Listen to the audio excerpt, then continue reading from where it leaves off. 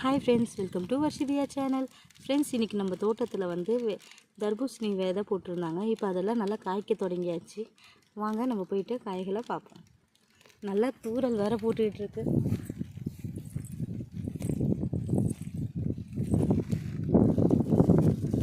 இதுவும் ஒரு வகையான தர்பூசணி.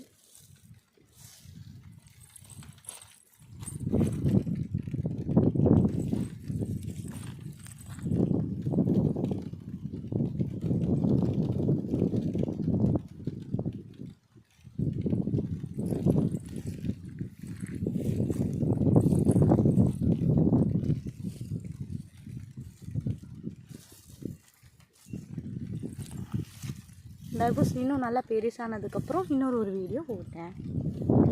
இதுதான் தர்பூசணி தோட்டம்.